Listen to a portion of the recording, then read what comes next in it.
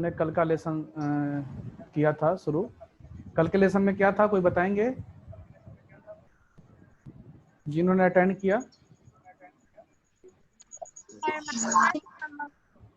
मान्यता जो दुनिया में वही था।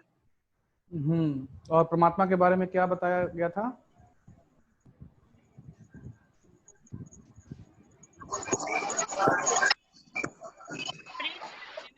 जो परमात्मा के बारे में बताया गया था, बताइए, आवाज ही बता सकती हैं?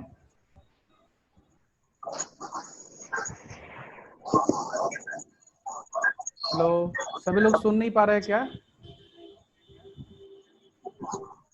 मैं आज थोड़ा रिकैप कर रहा हूँ, इसलिए पूछ रहा हूँ कि कल के लेसन में हमने क्या कराया था।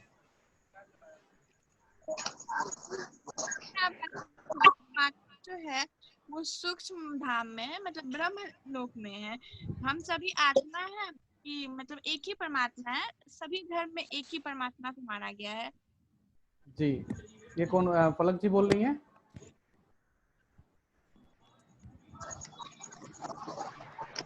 हेलो हेलो, ठीक है। आज हाँ, बताइए बताइए, क्या बोलते रहते हैं? और बताए थे कि गॉड से कैसे एनर्जी लेना है, कैसे वो ऑपरेट। जी, So it was also discussed कि God omnipresent है, whether God is omnipresent or not. तो ऐसा है कि God नहीं बोलिए बोलिए। they get confused between deities and God. We all know that God is one, वो तो एक है, that is परमात्मा, और उनका जो घर है वो परम धाम में है। तो people generally we think that कभी कि हाँ stones में है, कभी हम लोग वो पत्थर की पूजा करते हैं, कभी deities को हम लोग भगवान समझ लेते हैं। So there's nothing like that. We should not get confused between the two. Earlier we used to get confused between Shankar and Shiv also. Yes. So today we are going to describe about what is the difference between Shankar and Shiva. So today's lesson is we will incorporate this topic. Okay, so Sanchita, you very nice. आपने कल का attend किया था? हाँ जी। जो ध्यान से attend करेंगे तो संचिता जी ने बहुत अच्छा जवाब दिया है कि गॉड को हम ओमनी प्रेजेंट मानते थे, और अभी मान्यताएं भी ऐसी है कि भगवान हर जगह उपस्थित है, हम में, तुम में, सबके अंदर है। लेकिन अगर भगवान हर जगह है तो आज इंसान दुखी नहीं होता था, आज इंसान को किसी तरह का कष्ट नहीं होना चाहिए था। अगर भगवान हमारे अंदर है तो we are going to outside to search the God, right? We are going to temple, we are going used to go to the church and gurudwara and masjid and so many things we are used to do in the Hindu dharma. So मतलब हम लोग हिंदू धर्म में बहुत सारी बातें ऐसे करते हैं जो कि जिसका कोई मतलब ही नहीं बनता है, बस हम इसलिए करते हैं कि this faith is coming from my hierarchy, मतलब जो हमारे पूर्वज जो करते आए हैं, so we are also following this same thing without any, मतलब क्या बोलते हैं उसको, फेथ, एक ब्लाइंड फेथ कह सकते हैं। तो इसी कारण से प्रॉपर कनेक्शन नहीं होता है, और जब प्रॉपर कनेक्शन नहीं होता है तो प्रॉपर आत्मा को एनर्जी नहीं मिलती है। तो आज हम बात करेंगे कि परमात्मा का जो परम धाम में रहने का स्थान है, और जो हम आत्मा इस धरती पे आती हैं तो कैसे डिस्कनेक्ट हो जाती हैं, और परमात्मा जिस प्रकार से हर एक ह्यूमन बीइंग का, आज 750 करोड़ आत्मा पूरे वर्ल्ड में है, तो हर एक ह्यूमन बीइंग का अपना एक कर्तव्य है, उसी प्रकार से परमात्मा का भी अपना एक दिव्य कर्तव्य है, क्योंकि वो दिव्य कार्य को एस्टेब्लिश करते हैं, दिव्य कार्य को परफॉर्म करते हैं, तो परमात्मा का कार्य भी दिव्य होगा। तो उसी कार्य को जो परमात्मा क्या करते हैं इस धरती पे और कैसे करते हैं, किसके द्वारा करते हैं, वो स्वयं करते हैं या किसी के द्वारा करवाते हैं, तो उसको उसी फिलॉसफी को लेकर, उसी ज्ञान को लेकर मैं आज चर्चा करूंगा। तो आप सभी रेडी हो जाइए, अपने कॉपी कलम जो भी आप बैठे हैं, और ध्यान से सुनेंगे तो आपको बहुत कुछ समझ में आएगा और आपके क्वेश्चन भी सॉल्व होंगे। तो मैं सबसे रिक्वेस्ट करूंगा कि अपनी मोबाइल फोन को अपने सामने रखें और हेडफोन लगा के बैठे, कॉपी कलम लेके बैठे, और शांति प्रिय, आपने 1 घंटा बहुत ही इंपॉर्टेंट निकाला है और मैं भी 1 घंटा के लिए मिलने वाला हूं, तो बहुत ही शांति से सुनेंगे और समझेंगे तो आपको बहुत कुछ समझ में आएगा। तो आज का हम लेसन हम स्टार्ट करते हैं, ठीक है? One more thing, there's one more thing. Yesterday that you had sent the video of Sister Shivani, yes. that I'm doing from the past 1.5 months, and it's really mind relaxing. Yes. And it's the stress also. I'm talking about the stress. It's mind relaxing. Oh, great. I really feel that the stress is getting relieved, and I can't feel those tensions that gets Yes, piled up, and yes, that's yes, really yes. relaxing. Yeah, it's a wonderful commentary for the new beginners. So that's why I shared yesterday.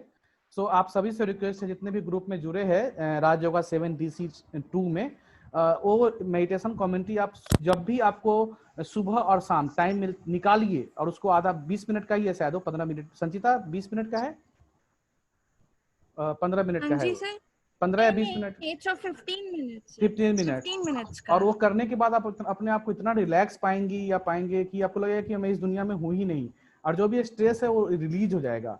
तो क्योंकि आत्मा completely charge है, उसमें visualisation में दिखा कि how to connect with the supreme, और कैसे चार्ज करना है, वो पूरा प्रॉपर प्रोसेस उन्होंने बताया है। तो सबको रिक्वेस्ट करता हूँ वो वीडियो जरूर देखे और उसको सुबह शाम जरूर प्रैक्टिस करें, ठीक है।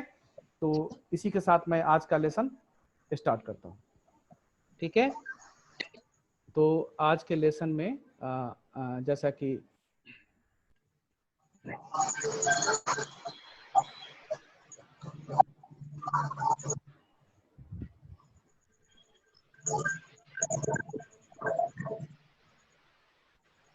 आप सभी को प्रॉपर दिख रहा है,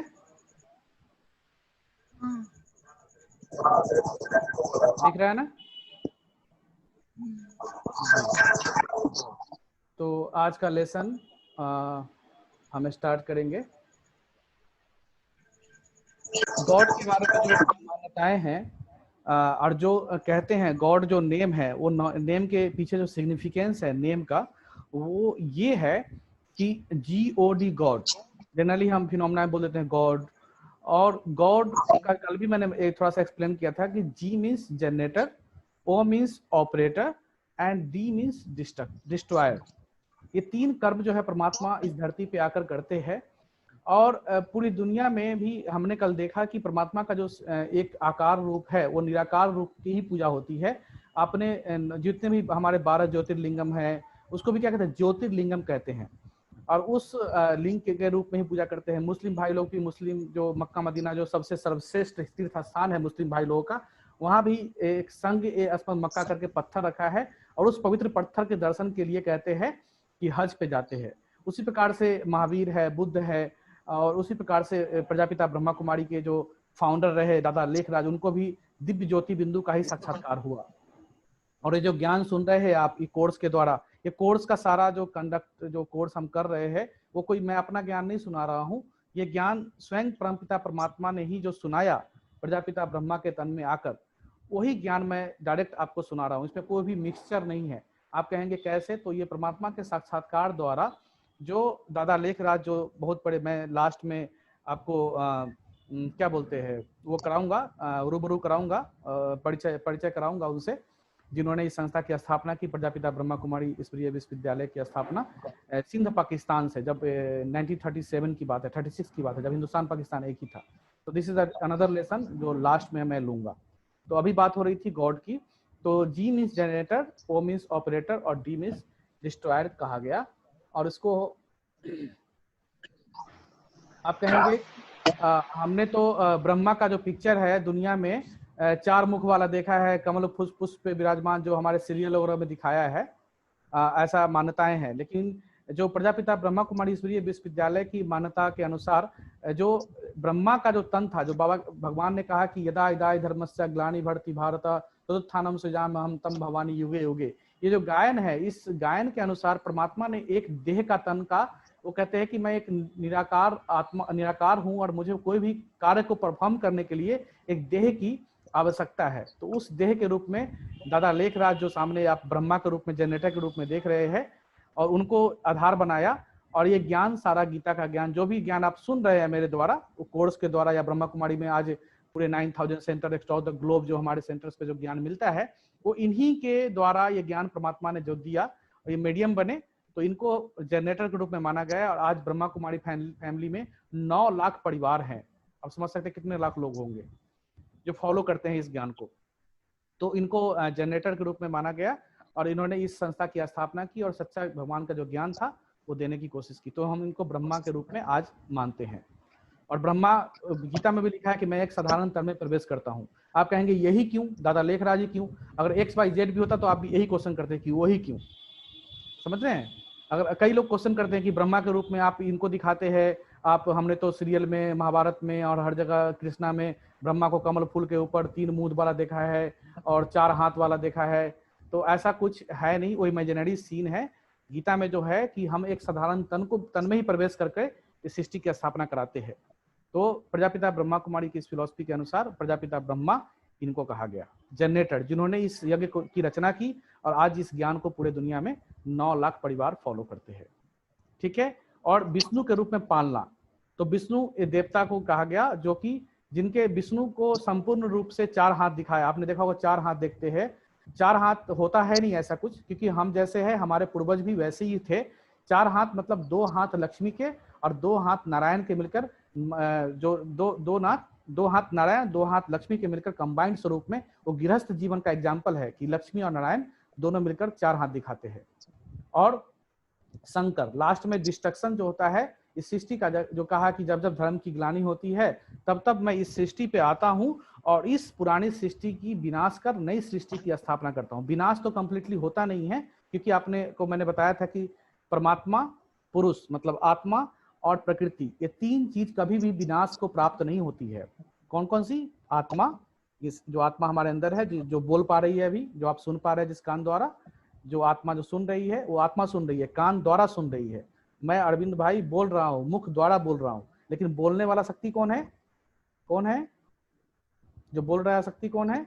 वो आत्मा है। तो उस आत्मा के द्वारा आप जो सुन रहे हैं और मैं बोल रहा हूँ, तो वो जो है परमात्मा कहते हैं कि जब इस धरती का पूरा अति हो जाता है, जैसे पाप का घर आज कलयुग में देखेंगे अति हो गया है, सब कुछ का अति हो गया है, घर घर में झगड़ा, घर घर में कलह है, आदमी आदमी को मार काटने को तैयार है, आदमी आदमी तो खाने को तैयार है। जिस तरह की स्थिति आज दुनिया में हो रही है, तो हर जगह पापाचार है। फाइनेंशियल क्राइसिस तो छोड़ दीजिए, आज ये कोरोना वायरस ने बहुत कुछ क्षति किया है पूरे वर्ल्ड में, और प्रकृति ने, क्योंकि प्रकृति का हमने क्षति किया तो कहीं ना कहीं नेचर अपने आप को क्योर कर रही है।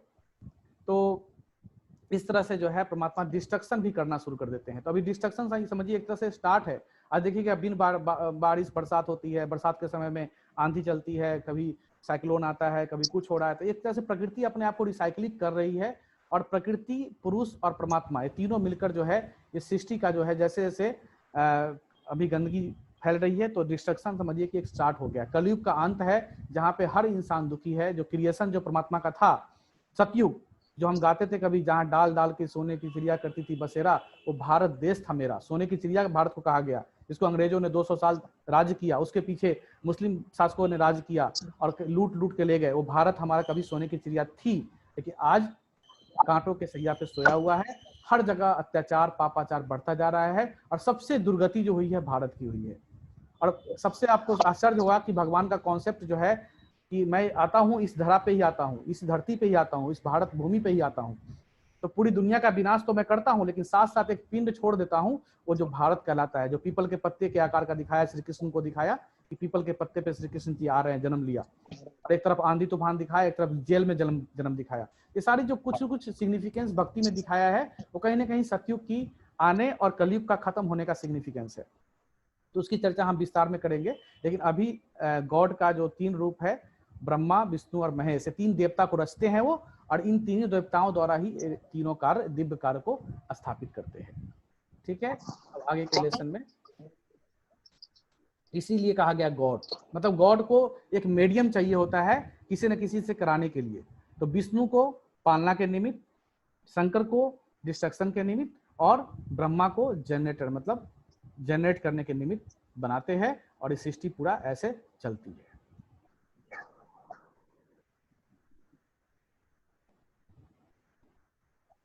ये जो मैंने बताया था आपको ब्रह्मा का, कि प्रजापिता ब्रह्मा कुमारी ईश्वरीय विश्वविद्यालय का जो कॉन्सेप्ट है, और जो इस पे वो मानते हैं कि ब्रह्मा का जो तन था, जिसको परमात्मा ने गीता में लिखा है कि मैं एक साधारण तन में आता हूँ, तो वो साधारण तन इन्हीं ब्रह्मा का था, जिनका तन इन्होंने लिया। तो उन्होंने ही ये पूरा जो यज्ञ की रचना की।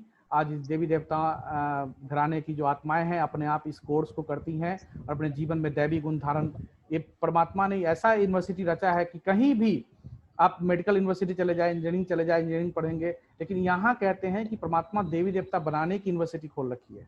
इसका नाम ही है प्रजापिता ब्रह्मा कुमारी ईश्वरीय विश्वविद्यालय। जब मेरा भी पर्सनल अगर अनुभव देखेंगे तो मैं एज ए बाय प्रोफेशन तो मैं इंजीनियर हूँ, सॉफ्टवेयर इंजीनियर हूँ, लेकिन किसी समय में जब मैं 12वीं क्लास में था तो इस संस्था का नाम जब पढ़ता था तो मुझे बड़ा सरप्राइजिंग लगता था कि एक तो बाबा साहब भीमराव अम्बेडकर यूनिवर्सिटी है, एक बिहार यूनिवर्सिटी है, एक नालंदा यूनिवर्सिटी है, लेकिन ये प्रजापिता ब्रह्मा कुमारी ईश्वरीय विश्वविद्यालय, व्हाट इज दिस, मतलब ईश्वरीय विश्वविद्यालय क्या है। जब मैं 16-18 साल का रहा हूँगा तो ये क्वेश्चन मेरे मन में आता था। और कहीं ना कहीं मैं दिल्ली में गया और दिल्ली के अंदर इसी कोर्स को, जो कोर्स आप अभी कर रहे हैं, उसी कोर्स को किसी जमाने में मैंने 2002 में किसी से सीखा और फिर मेडिटेशन एक्सपीरियंस करना शुरू किया। मैं जस्ट क्लास 12वीं में था और तब की बात है, और इसी कोर्स को पाया तो मुझे पता चला कि अच्छा, परमात्मा दिव्य शक्ति हमारे अंदर भरते हैं और मेडिटेशन से हमारे अंदर दिव्यता आती है, देवत्व को प्राप्त करने के लिए यूनिवर्सिटी, इसलिए नाम इसका प्रजापिता ब्रह्मा कुमारी ईश्वरीय विश्वविद्यालय। ईश्वरीय मतलब ईश्वर के द्वारा स्वयं संचालित और देवी देवता बनाने वाला विद्यालय है। इसलिए ये पहला यूनिवर्सिटी है पूरे वर्ल्ड में जहाँ की हम क्लेम करते हैं कि we are going to claim deities family. और हम ऐसे भी पूजा करते हैं देवी देवताओं की, मतलब हम उसी फैमिली से बिलोंग करते थे कभी, लेकिन आज हम दुखी इंसान इसलिए बन गए क्योंकि हमारी आत्मा की बैटरी डिस्चार्ज हो गई है। तो हम लोग है तो उसी दिखने की तरह देवी देवता की तरह, 2 आंख, हाथ, पैर सब कुछ है, लेकिन हमारे अंदर गुण नहीं है, वो 16 कलाएं नहीं है, वो देवत्व नहीं है, वो ऑरा नहीं है, वो तेजस्वी नहीं है।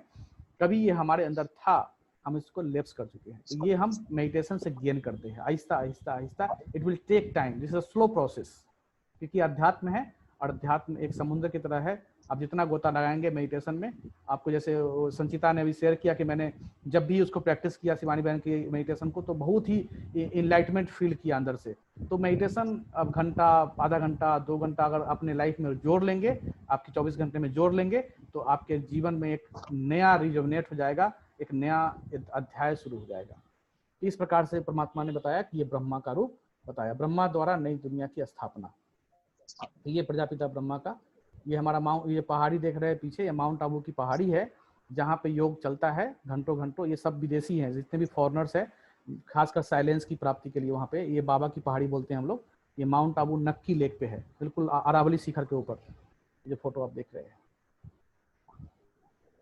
तो इस प्रकार से शंकर, अब शंकर के ऊपर हम आपको डिस्ट्रक्शन का, शंकर को डिस्ट्रक्शन के निमित्त बनाते हैं। जैसा कि बताया, शंकर कुछ नहीं है, शंकर एक प्रकृति का रूप है जो कि डिस्ट्रक्शन अपने आप प्रकृति सफाई कर लेती है अपना।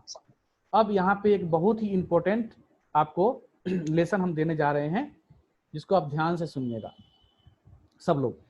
यहाँ पे अभी तक जो मान्यताएं हैं हमारे हिंदू धर्म में और हमारे भारत में, कि हम मतलब समझ ही नहीं पाते कि शिव कौन है और शंकर कौन है। कभी शिव की कहते हैं शादी हो गई, कभी कहते हैं शंकर की शादी हुई। शंकर की शादी कहते हैं, शंकर और पार्वती की कहते हैं, लेकिन शिव की आपने आज तक नहीं सुना होगा। शिव के पिता कौन है? आज तक किसी ने सुना कि शिव के कोई पिताजी है? सुना किसी ने आज तक? नहीं सुना होगा। या शिव के कोई बच्चे हैं? शंकर के बच्चे आपने सुने होंगे, शिव के बच्चे नहीं सुने होंगे। शिव के बच्चे हम सारे हैं। शंकर की शादी हुई आपने सुना होगा, लेकिन शंकर भगवान की शादी, हम क्या करते हैं, देवता और भगवान को बिल्कुल मिक्स कर चुके हैं, और इसीलिए आज हम समझ नहीं पाते कि देवी देवता कौन है और भगवान कौन है। जैसे कि मैंने कल के लेसन में बताया कि 33 करोड़ देवी देवताओं की पूजा भारत में होती है, और ये कॉन्सेप्ट सिर्फ भारत में ही है, विदेशों में नहीं है। अगर देखेंगे तो भारत एक छोटा सा देश है, उसके अलावा पूरे वर्ल्ड में देखेंगे तो 33 करोड़ देवी देवता की पूजा नहीं होती है। तो इसका क्या मतलब है कि देवी देवताओं का कॉन्सेप्ट सिर्फ भारत में ही है, क्योंकि यहाँ ही सारा क्रिएशन, सतयुग का, द्वापर का, सारा कॉन्सेप्ट भारत में ही है। तो शंकर जी जो है वो देवता है, न कि परमात्मा है। अगर शंकर जी यहाँ पे दिखाने वाली बात है, जैसे मैंने बताया कि आत्मा का पिता आत्मा की तरह निराकार ज्योति बिंदु स्वरूप, शरीर का पिता जो इन्होंने इस शरीर को जन्म दिया, उनका पिता कैसा है? वो भी दिखने में हमारे जैसा ही है। तो आत्मा के पिता आत्मा के जैसे और शरीर के पिता शरीर के जैसे। तो उसी प्रकार से अगर शंकर जी को देखेंगे तो शंकर जी क्या है? मैंने पहले के लेसन में बताया था 3 लोक में कल कि शंकर जी सूक्ष्म पतन के वासी हैं, रहने का स्थान भी क्या है? सूक्ष्म पतन है। उसके बाद अगर देखेंगे तो वो निराकारी नहीं है, वो आकारी देवता है। उनके देवी देवता की तरह ही उनके 2 हाथ, आंख, कान सब कुछ है। उसके बाद देखेंगे तो वो ध्यान में बैठे रहते हैं। अगर शंकर जी को दिखाया तो हिमालय पर्वत पे दिखाया, कभी कैलाश पर्वत पे दिखाया, कभी कहाँ दिखाया कि नहीं, शास्त्रों में जो आपने पढ़ा लिखा होगा। तो इसका ये मतलब है कि शंकर जी देवता है, ना कि भगवान है। अगर शंकर जी भी, अगर मान लीजिए 1 सेकंड के लिए अगर मान भी लेते हैं कि शंकर जी भी अगर क्या मतलब भगवान होते, तो वो ध्यान किसका कर रहे हैं, वो किसकी ध्यान में बैठे हैं? मैं क्वेश्चन आपके माइंड में डाल रहा हूं। अगर शंकर जी भी भगवान है तो वो ध्यान किसका कर रहे हैं? और आपने जितने भी बड़े बड़े मंदिर गए होंगे, अगर आपने मंदिर का देखा होगा तो आपने देखा होगा कि हर एक मंदिर के अंदर शिवलिंग जरूर होता है। अगर शंकर जी की मूर्ति भी अगर बड़ी है, बहुत बड़ा सा, तो उसके सामने शिवलिंग होगा। इसका क्या मतलब? तो इसका अर्थ है कि शिवलिंग जो है वो परमात्मा का प्रतीक है, और जो शरीर रूपी जो शंकर बैठे हैं वो विनाश का प्रतीक है, वो देवता है, वो सूक्ष्म लोक निवासी है। उनका निवास स्थान भी क्या है? सूक्ष्म लोक, परम धाम नहीं है, शांति धाम नहीं है। और वो क्या है? विनाश के निमित्त है। परमात्मा उनको रचते हैं, वो रचना है, और रचयिता कौन है? परमात्मा है। पहला अंतर शंकर जी। दूसरा अंतर, शंकर जी देवता है, क्योंकि ये देवताओं की तरह हमारे तरह ही हाथ पैर आंख नाक सब कुछ है। और क्या है कि वो निराकारी नहीं है, वो आकारी देवता है। उनके जटा में दिखाया कि sir excuse me sir, sir बोलिए अगर शंकर जी देवता है ना, जी। शंकर जी देवता है, तो is he free from the cycle of birth and rebirth? No, because there is a not. Difference between Shiva and Shankar. Yes, वो बर्थ लेना है उनको। तो शिव जी तो इज अ परमात्मा। हाँ, वो जन्म मरण से न्यारे हैं। परमात्मा ही एक ऐसे हैं जो जन्म मरण से न्यारे हैं। उसके अलावा कोई भी आत्मा, वो उनको जन्म लेना ही लेना है, चाहे ब्रह्मा की आत्मा है, विष्णु की आत्मा है, तो वो राम की तो आत्मा है। डिस्ट्रॉयर भी है ना वो। अगर हम्म, सर शंकर जो है वो तो महेश, मतलब ही इज अ हाँ, डिस्ट्रॉयर आल्सो, यस है यस ना? यस अगर यस। वो तो फिर मतलब ये कैसे, मतलब कलयुग में अगर मान लीजिए सब कुछ डिस्ट्रॉय करना है ना, तो फिर मतलब if he's not, that means he's not free from the cycle of birth and rebirth, I think. वो क्योंकि साइकिल वो ऑफ तो बर्थ की, डिस्ट्रॉयर है। you're talking about Brahma Vishnu and Shankar, right. है ना? my question is he free from the cycle of birth and rebirth like we the human beings? नहीं, वो फ्री फ्रॉम मतलब उनका एक जन्म सिर्फ कलयुग के लास्ट में ही होता है। कलयुग मतलब वो साइकिल मैं आपको बताऊंगा कि ये साइकिल कितने साल का है। ये पूरा साइकिल जो है 5000 साल का है, जो कि एक बहुत बड़ा इंपॉर्टेंट लेसन है। आगे के लेसन में आपको ये क्वेश्चन क्लियर हो जाएगा। उसमें सृष्टि चक्र हम बताएंगे, एक लेसन है हमारा बहुत ही इंपॉर्टेंट, सृष्टि चक्र। उसमें बताया गया कि सतयुग कब है, त्रेता युग कब है, द्वापर युग कब है, और हम आत्माएं कैसे कैसे जन्म लेकर इस स्टेज तक पहुंची हैं कलयुग तक। ये सारा लेसन एक बहुत इंपॉर्टेंट लेसन आगे है। ये क्वेश्चन आपको आगे सोल्व होगा, ठीक है? अभी हम बता रहे हैं कि शंकर और शिव में क्या क्या अंतर है। ये आपका जो क्वेश्चन किया है उसका आंसर मिलेगा आपको, ठीक है? ओके। हाँ, तो अभी शंकर जी अलग हैं और शिव जी अलग है। इससे ये सिद्ध होता है क्योंकि परमात्मा का जो रूप है वो निराकार है। मैं शुरू से यही बात कर रहा हूँ कि परमात्मा का रूप निराकार है, और हम लोग शंकर शिव को एक ही मानते हैं। और कई लोग तो बहुत ही एक तरह से एक घिनौना कॉन्सेप्ट है हमारे समाज में कि लिंग के रूप में उनकी पूजा करते हैं, कहते हैं कि उनका लिंग। ऐसा नहीं है, ये बहुत ही गंदा कॉन्सेप्ट है। परमात्मा का लिए एक बहुत गंदा कॉन्सेप्ट समाज में रखा है। हम लोगों ने इस समाज में बहुत सारा चीजें सुनी है, तो कई सारी चीजें जो है वो गलत भ्रांतियां भी हैं। लिंग का मतलब होता है निराकार, मतलब वो ज्योत कल्याणकारी। और एक उसको, क्योंकि परमात्मा दिखते नहीं है, तो दिखते नहीं तो कुछ तो पूजा करने के लिए, अर्पण करने के लिए कुछ चाहिए। तो शुरू से ही हमारी मान्यताएं रही, जैसे रामचंद्र जी ने रामेश्वरम में बालू से शिवलिंग बना दिया। बाबा धाम में जाइए तो वहां भी पिंडी के रूप में है। विश्वनाथ में जाइएगा, काशी विश्वनाथ बनारस, तो वहां भी परमात्मा का क्या है, पिंडी रूप में है। तो पिंडी रूप में ही दिखाया है हर जगह। आकार हर जगह अलग अलग है, देखेंगे तो महाकालेश्वर का अलग है, अमरनाथ में देखेंगे तो बर्फ का अपने आप बनता है। तो मतलब कहने की भाव है कि परमात्मा को निराकार रूप में ही पूजा किया है। ऐसा कुछ कॉन्सेप्ट नहीं कि लिंग, अगर ऐसा ही होता कि एक ही लिंग की तरह होता तो हर जगह लिंग एक ही तरह दिखता, ऐसा नहीं है। हर जगह का शिवलिंग देखेंगे डिफरेंट है। तो परमात्मा को निराकार कहा गया। परमात्मा परमधाम निवासी है। पहले तो एड्रेस भी चेंज है, परमात्मा कहाँ के रहने वाले हैं, परमधाम के। वो कैसे हैं, निराकार है। वो क्या है, परमात्मा जो है वही शिव को, शंकर को, ब्रह्मा को और विष्णु की रचते हैं। तो वो रचनाकार है, न कि रचता है, न कि रचना है। ये सारे डिफरेंस है जो कि परमात्मा में और देवता में, शंकर में है। तो यहाँ शिव और शंकर में अंतर है। कभी आपने सुना शंकर रात्रि? आपने सुना होगा शिवरात्रि। अगर और भी क्लियर करना है इसको तो कभी आपने सुना होगा महाशंकर रात्रि? सुना क्या? नहीं सुना। और दूसरी बात, आपने जन्माष्टमी मनाया होगा। कहते हैं कि श्री कृष्ण ने जन्म लिया, कितने बजे जन्म लिया? रात के 12 बजे। तब भी क्या मनाते हैं? बर्थडे। राम जी ने जन्म लिया। हम आप में से बहुत सारे लोग रात में जन्म लिए होंगे, रात के 12 बजे या 9 बजे या 10 बजे। फिर भी हमारा क्या मनाते हैं? बर्थ नाइट क्यों मनाते हैं? हमने तो बर्थ नाइट में लिया ना। तो ये क्वेश्चन आपके माइंड में आना चाहिए कि हम लेते तो बर्थ नाइट में है, लेकिन फिर भी बर्थ डे मना रहे हैं। श्री कृष्ण जी का भी क्या मना रहे हैं? कृष्ण जन्माष्टमी मनाते हैं ना हम लोग। रामनवमी मनाते हैं। राम जी का भी क्या मनाते हैं? रामनवमी मनाते हैं। तो और परमात्मा के लिए ही सिर्फ कहा गया महाशिवरात्रि। क्या कहा गया? महाशिवरात्रि। क्यों कहा गया ऐसा? और जब वो जन्म लेते ही नहीं है तो फिर उनके लिए महाशिवरात्रि रात्रि कहा गया, बर्थडे नहीं कहा। इसमें बर्थ का कहीं भी ऐड नहीं है। देखिए महाशिवरात्रि, समझ रहे हैं? तो इससे भी ये सिद्ध होता है कि शंकर अलग है और शिव अलग है। तो महाशिवरात्रि क्यों कहा गया? क्योंकि ज्ञान, गीता में लिखा है ज्ञान सूर्य प्रगटा अंधकार अंधेर विनाश। जब ज्ञान का सूर्य इस धरती पे प्रकट होता है, ज्ञान को भी एक प्रकाश कहा गया, ज्ञान को भी एक सूर्य की तरह तेज कहा गया।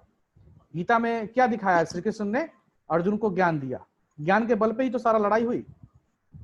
लड़ाई भी किसका था? वो लड़ाई स्थूल दिखाया है। लड़ाई कोई ऐसा लड़ाई नहीं था, वो काम क्रोध लोभ मोह अहंकार की लड़ाई थी जो हमारे अंदर है। जो हमारे ये जो लड़ाई है, आज हम हर इंसान इस लड़ाई को लड़ रहे हैं। आज हर इंसान के अंदर काम क्रोध लोभ मोह और अहंकार है। ऐसा कोई इंसान बता दीजिए पूरे वर्ल्ड में 750 करोड़ आत्मा में से कोई ऐसा इंसान बता दीजिए, चाहे बिल गेट्स हो, चाहे धीरूभाई अंबानी हो, चाहे वो रतन टाटा हो, चाहे बड़े बड़े से लेकर छोटे छोटे इंसान तक, जिनके अंदर ये 5 विकार नहीं है। कौन से? काम क्रोध लोभ मोह और अहंकार। सबके अंदर थोड़ा थोड़ा ये चीज है और इसी से हम लड़ रहे हैं। क्योंकि आत्मा के ऊपर वो कट चढ़ गई है, वो एक लेप चढ़ गया है। वो कैसे चढ़ा है? क्योंकि हम जन्म लेते लेते लेते लेते इतने कर्म किए हैं। इस जन्म में भी देखेंगे तो आप कितने सारे कर्म कर रहे हैं। एक भाई भी हैं, एक बेटे भी हैं, एक किसी के पति भी हैं, किसी की पत्नी भी हैं, प्रोफेसर भी हैं, डॉक्टर भी हैं, समाज में है तो समाज सेवक भी हैं। बहुत सारे रोल आप निभा रहे हो और इस एक जन्म में भी जाने अनजाने कितने सारे पाप कर्म आपसे हो जाते हैं। तो आप समझिए कि आत्मा कहाँ से सतयुग से ट्रेवल करते करते आज कलयुग में पहुंची है। क्योंकि आत्मा कभी मरती नहीं है। आपको पता है, जैसे बताया कि आत्मा ट्रेवल करती है, एक जन्म लेती है फिर दूसरा। अभी जितनी भी आत्माएं शरीर छोड़ रही हैं कोरोना वायरस की वजह से या फिर किसी बीमारी की वजह से, वो उनको जन्म लेना ही लेना है इस धरती पे। उनको सीधे परम धाम जाने की जरूरत नहीं है। परम धाम एक ही बार जाते हैं जब सृष्टि का कंप्लीटली यहाँ पे स्टेज खाली होता है। आपने कभी, और इसको मैं और भी क्लियर करता हूँ, आपने कभी ड्रामा खेला है? स्कूल्स में कॉलेज में ड्रामा किया है? किसी ने ड्रामा किया है? हाँ। तो ड्रामा में क्या होता है कि आपका अगर रोल एक ही है, चाहे मान लीजिए पूरे ड्रामा में 1 घंटे के ड्रामा में या 2 घंटे के ड्रामा में आपका कोई 5 मिनट का रोल है, एक ही रोल है, लेकिन फिर भी आपको पूरा ड्रामा खत्म होने के बाद ही जाना होता है कि नहीं है? या ड्रामा खत्म होता है आप चले जाते हो? आपका रोल खत्म होता है तो चले जाते हो? नहीं ना। चाहे आपका 5 मिनट का ही रोल है, लेकिन जब तक कि पूरा ड्रामा खत्म नहीं होगा आपको डायरेक्टर जाने नहीं देगा। है कि नहीं है? जी। उसी प्रकार से इस सृष्टि रूपी रंगमंच जो है, ये जो पूरा सृष्टि है, उसमें चाहे किसी आत्मा का 2 जन्म ही है, लेकिन वो उसको 2 जन्म लेने के बाद अगर वो जन्म नहीं लेना है तो ग्रीन रूम में रहेगा। ग्रीन रूम को आप जब चले जाते हो ना ग्रीन रूम में, क्या तो ये ग्रीन रूम जहाँ मेकअप रूम है वहां जाके बैठते हैं, हमारा रोल तो खत्म हो गया, हमें तो बैठना है, क्योंकि डायरेक्टर बिना ड्रामा खत्म होते जाने नहीं देगा। कोई भी, चाहे उसका 5 सेकंड का रोल है, 5 मिनट का है, या शुरू से लेकर लास्ट तक रोल है, ड्रामा के हर एक कैरेक्टर को इसी स्टेज पे रहना पड़ता है ना। इसी प्रकार से सृष्टि भी क्या है? एक रंगमंच है और हम सब अपना अपना रोल निभा रहे हैं। तो इस रंगमंच से हम चाहे 1 रोल निभाए, चाहे 2 रोल निभाए, 1 जन्म में आए, 2 जन्म में आए, 10 जन्म में आए, 84 जन्म में आए, लेकिन हमें ग्रीन रूम में, मतलब आत्मा अगर शरीर में नहीं आती है तो ग्रीन रूम मतलब सूक्ष्म वतन में। एक सूक्ष्म वतन दिखाया ना कल, 3 लोग दिखाया था, परम धाम जिसको शांति धाम, सुख धाम, शांति धाम कहते हैं, परम धाम कहते हैं, और छठा आसमान, 7वां आसमान भी कहते हैं मुस्लिम भाई लोग। और उसके नीचे दिखाया था सूक्ष्म वतन, जहाँ ब्रह्मा विष्णु महेश रहते हैं, और उसके नीचे धरती दिखाया था ना। तो वहां पे रहना ही पड़ता है, चाहे वो एक जन्म के लिए ही इस धरती पे क्यों नहीं आया है। तो इसी प्रकार से ज्ञान का सूर्य जब प्रकट होता है तो अंधकार अंधेर विनाश, ये गीता का श्लोक है। इसमें कहा गया जब परमात्मा का अवतरण होता है, जब महाशिवरात्रि होता है, तो महाशिवरात्रि कोई रात्रि और दिन से इसका मतलब नहीं है। रात्रि का मतलब कहा गया अंधकार से, जो गीता में लिखा है, यदा यदा धर्मस्य ग्लानि बढ़ती भारत। जब इस भारत भूमि पे धर्म की अति ग्लानि, अति पापाचार, अति अति सब में लिखा है, जब होता है तो परमात्मा अपना दिव्य कर्तव्य के लिए ब्रह्मा द्वारा इस सृष्टि की जो पुरानी सृष्टि है शंकर के द्वारा विनाश और ब्रह्मा के द्वारा फिर से स्थापना करते हैं, फिर से सतयुग लेके आते हैं।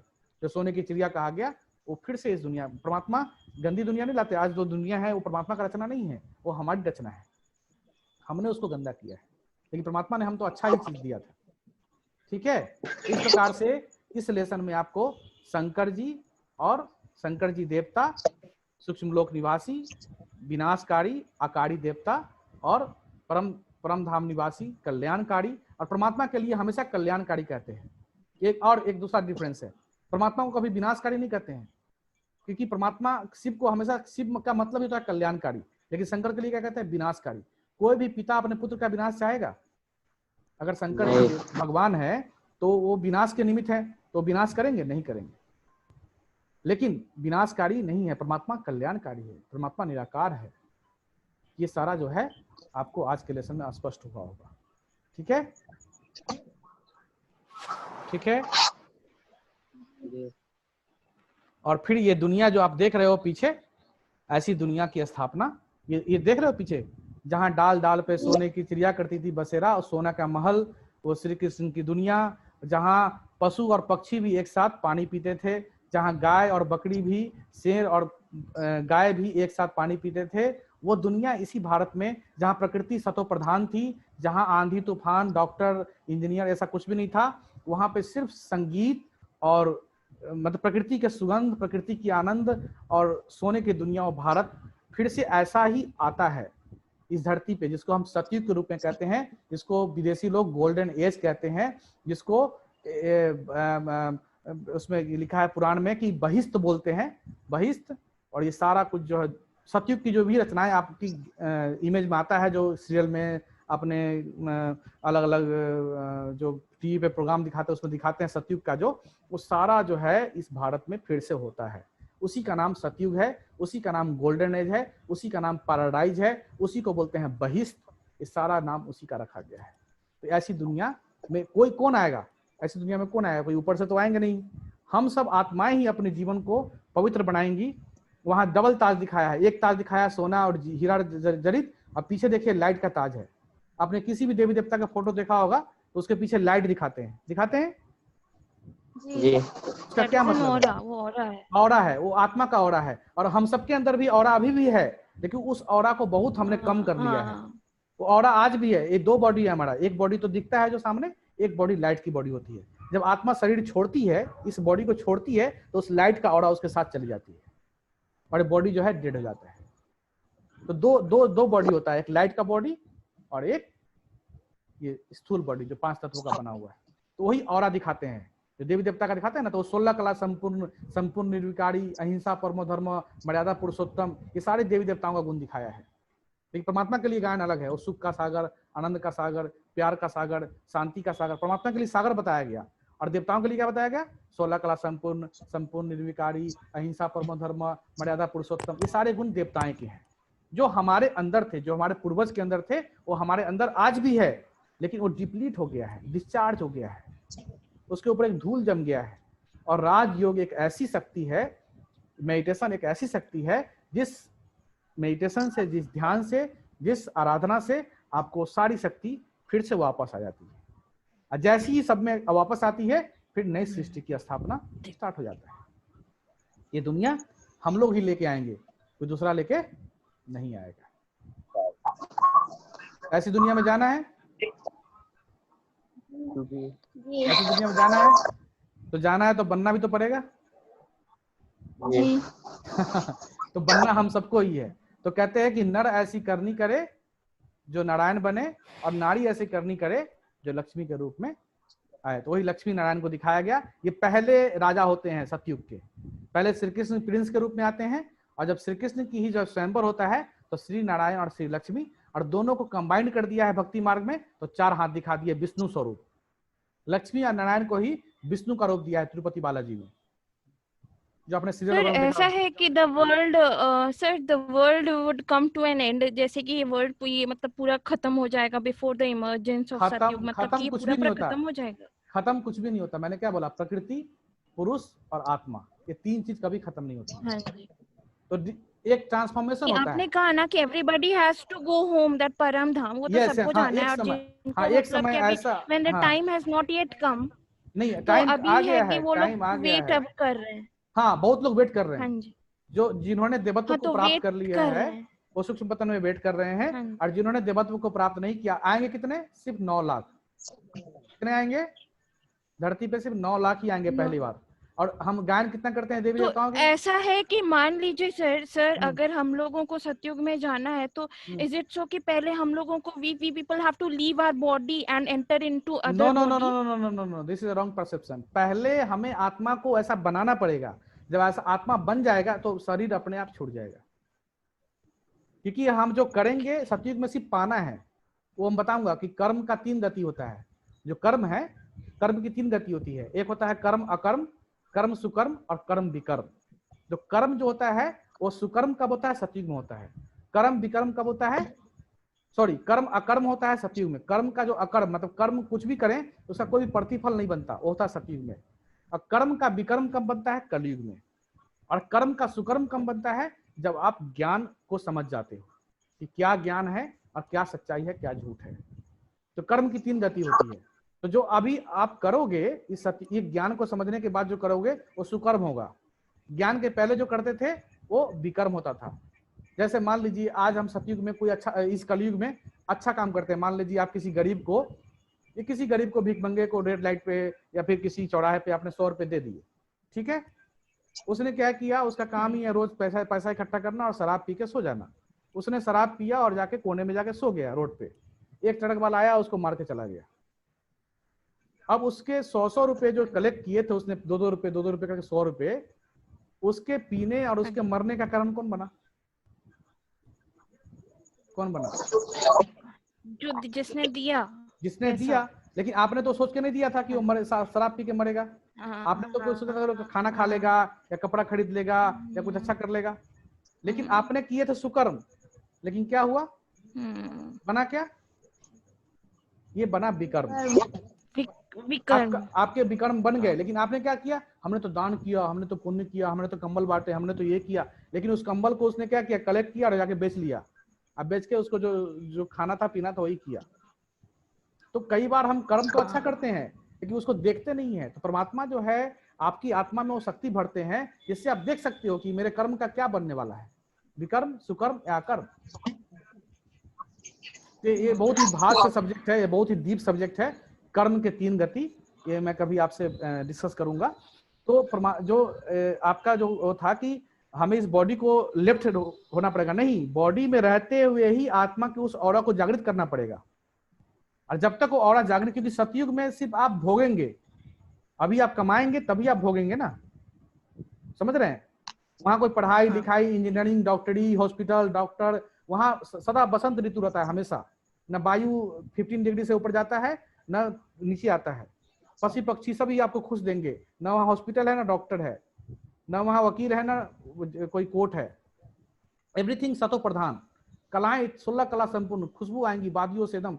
तो वो सब चीज भोगेंगे आप। भोगने के लिए पहले आपको इस आत्मा को तो रिचार्ज करना पड़ेगा ना। तो इस कब करेंगे? तो ये ज्ञान को प्राप्त करने के बाद ही करेंगे। तभी तो आत्मा एलिवेटेड होगी, तभी तो आत्मा कंप्लीटली चार्ज होगी। जब चार्ज होकर इस शरीर को छोड़ेगी तो उसको पवित्र शरीर चाहिए। जब आत्मा पवित्र बन जाएगी तो शरीर कैसा चाहिए? शरीर भी पवित्र चाहिए, शरीर भी एकदम सतो प्रधान चाहिए, 16 कला संपूर्ण। क्योंकि वहां सतयुग में कितना आयु होता है? 150 साल आयु होती है। और 150 साल बाद जब शरीर छोड़ते हो तो आपको पता होता है कि मैं शरीर छोड़ने वाली हूँ, बहुत ही वहाँ कष्ट नहीं होता शरीर छोड़ने में, वहाँ अकाले मृत्यु नहीं होती है, वहाँ ये नहीं कि 10 साल का बच्चा ही मर गया या कोई डायबिटीज से मर गया, नहीं, वहाँ 150 साल पूरा आयु होता है। वो आगे के लेसन में आपको बताऊंगा कि सतयुग और से लेकर कलयुग तक की जो जर्नी है वो बहुत ही इंपॉर्टेंट लेसन है, शायद आज या कल या परसों में आ जाएगा वो लेसन, सृष्टि चक्र, तो उसमें सारा क्लियर होगा। ठीक है, तो आज का लेसन में यही था कि शिव और शंकर में मेन जो क्रक्स था लेसन का, शिव अलग है और शंकर अलग है। शंकर जी देवता है, वो आकारी देवता है, विनाश के निमित्त है, और परमात्मा जो है निराकार है, परमधाम निवासी है, और वो कल्याण के निमित्त है। तो सृष्टि का रचयिता है, वो ब्रह्मा विष्णु शंकर के भी रचयिता है, और वो स्वयं परमात्मा है, शिव है। ठीक है, ठीक है। तो मैं समझता हूं आज का लेसन आपको बहुत हद तक क्लियर हुआ होगा।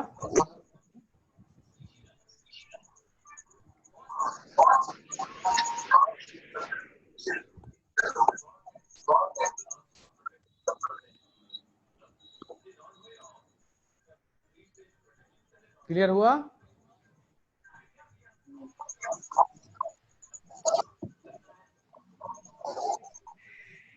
सभी सामने आए, थोड़ा अगर आप प्रॉपर ड्रेस में बैठे हैं तो आप प्लीज सामने आए, तो हम सबको देख भी पाएंगे। वीडियो ऑन कीजिए सभी लोग।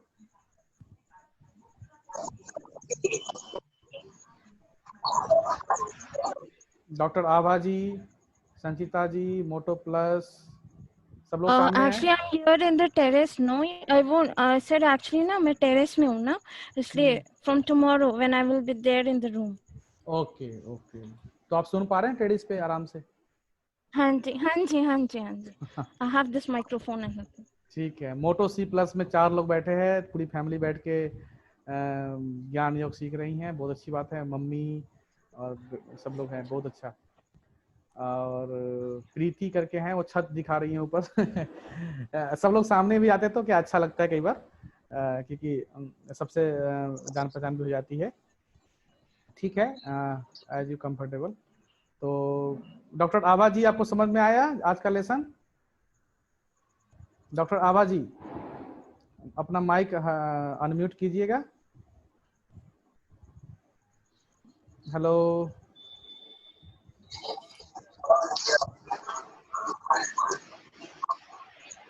शायद वो सुन नहीं पा रहे। और किसी को कुछ पूछना है, कुछ बात करनी है आज के लेसन के बारे में?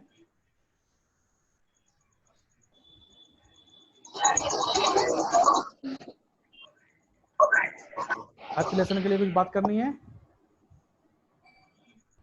सर, अगर सोल जो है, अगर एक बॉडी को अगर लीव करती है and if it doesn't enter into another body, तो वो कहाँ, वो सटल वर्ल्ड में जाती है या फिर कॉर्पोरियल वर्ल्ड में ही रहती है? नहीं, कॉर्पोरियल वर्ल्ड में ही कई बार रहती है, और डिपेंड करता है उसका कर्म कैसा था इस जन्म का। कर्म की गति जो है बहुत ही गहरी है।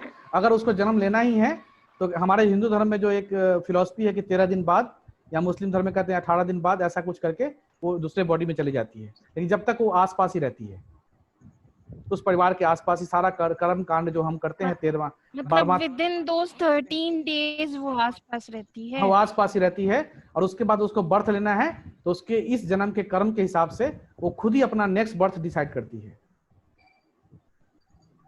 उसका डेस्टिनेशन वो खुद ही फिक्स करती है, और नहीं अदरवाइज अगर नहीं करना है उसको बर्थ, तो जाकर सटल वर्ल्ड में चली जाती है। लेकिन सटल वर्ल्ड में, not Paramdham. I am talking about the green room, not Paramdham. Paramdham वो एक ही बार जाएगा, एक ही वो बार। लास्ट में सभी जाएंगे एक साथ। कहते हैं ना कि शिव की जब जो एक हिंदू परंपरा में एक गायन है कि शिव की जब बारात जाती है तो उसमें लंगे दिखाते हैं ना, शिवरात्रि में दिखाया होगा, देखा होगा आपने, उसमें राक्षस, भूत, प्रेत, ये वो सब जाते हैं साथ में।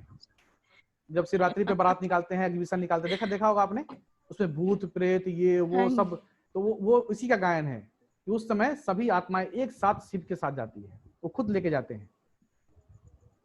लेकिन सबका बर्थ एक साथ नहीं होता है, आहिस्ता आहिस्ता। आज पूरी जनसंख्या कितनी है पूरे वर्ल्ड की? 750 करोड़। 750 करोड़ भी ये पुराना डेटा है, नया डेटा नहीं, अभी 800 करोड़ हो गया होगा, ठीक है। 800 करोड़ में से जो हम सतयुग में गाते हैं, कितना देवी देवताओं का गान गाते हैं? 33 करोड़। तो 33 करोड़ ही सतयुग तक रहते हैं। उसके बाद फिर त्रेता युग आता है, फिर जनसंख्या बढ़ती है, फिर द्वापर युग आता है, फिर कलयुग आता है, और कलयुग का भी आज क्या है? लास्ट है। तो आप सोचो कि 9 लाख जनसंख्या जो है बढ़कर 800 करोड़ हो गया है। और 9 लाख में से पहला दिखाते हैं श्री कृष्ण और राधे। ये सारा जो है सृष्टि का जो चक्र है, मैं आपको सृष्टि चक्र हमारा एक लेसन है बहुत ही इंपॉर्टेंट, वो उसमें हम कवर करेंगे, ठीक है। तो अभी हम 5 मिनट मेडिटेशन के लिए बैठेंगे। सभी लोग अपने अपने जगह पे बहुत ही अलर्ट होके और बहुत ही शांत प्रिय होके बैठ जाएंगे, ठीक है। शांति से बैठें और अपने अंदर मैं एक कमेंट्री दूंगा, आप सभी उसी कमेंट्री को करेंगे, ठीक है।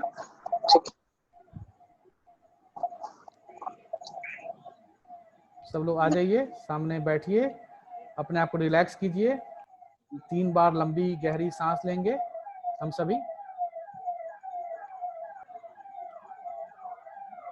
3 बार लंबी गहरी सांस लीजिए।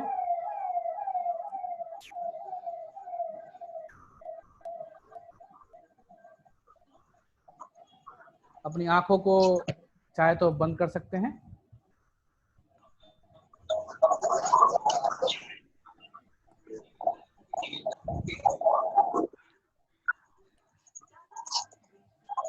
आंखों को बंद कर लें, आराम से बैठें। और मैं एक छोटा सा कमेंट्री लगा देता हूं, एक सेकंड।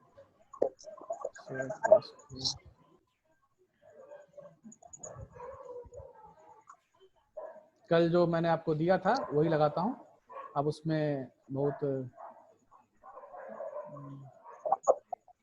अब सभी यहाँ पे लिखेंगे sister Shivani, she the spoke person of Brahma Kumari. Sister Shivani meditation in Hindi for beginners, ठीक है, ये लिखेंगे। तो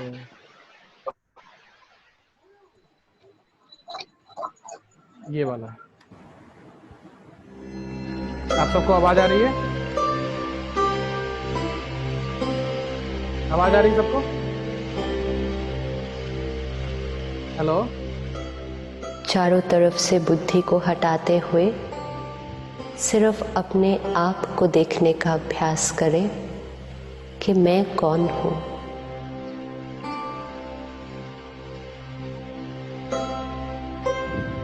इस शरीर को चलाने वाली हर संकल्प की रचना करने वाली, हर भावना को महसूस करने वाली मैं चैतन्य शक्ति आत्मा हूं।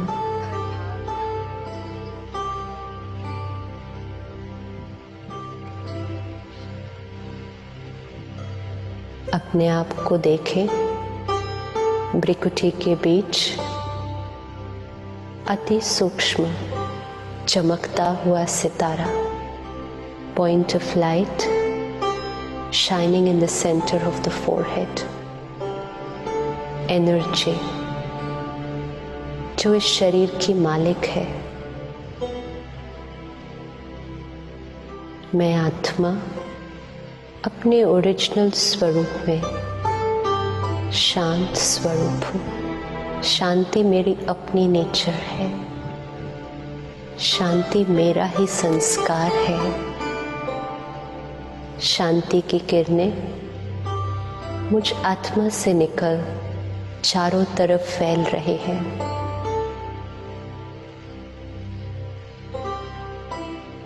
बुद्धि के द्वारा हल्के से उसको देखने का प्रयास कीजिए। मैं एक चैतन्य शक्ति हूँ। मैं आत्मा, ज्योति स्वरूप इस प्रकृति के बीच विराजमान इस शरीर की मालिक हूँ।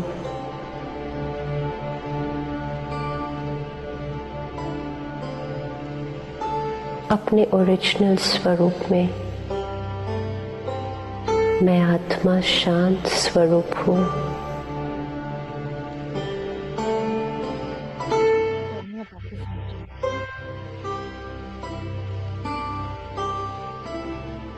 शांति जिसको मैं हर जगह ढूंढ रही थी, ये तो मेरी अपनी नेचर है, मेरी अपनी प्रॉपर्टी है, मेरा अपना संस्कार है।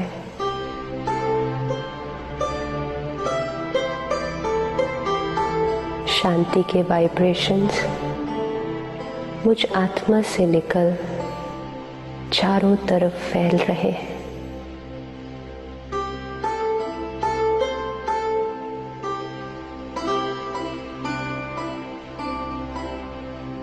जैसे सूर्य की किरणें चारों तरफ रोशनी फैलाती हैं, वैसे ही मुझ आत्मा से भी शांति की वाइब्रेशंस मुझसे निकलकर चारों ओर फैल रहे हैं।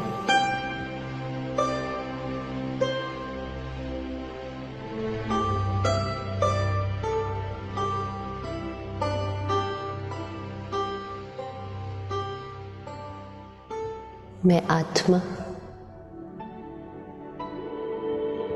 इस देह और देह की दुनिया से किनारा कर अपने घर की तरफ चलती हूँ।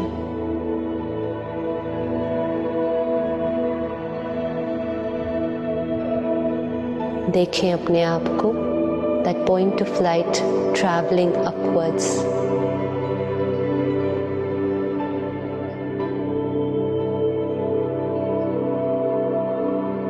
ऊपर जा रहा है, इस सृष्टि को पार करते हुए अपने घर की तरफ मैं जा रही हूँ।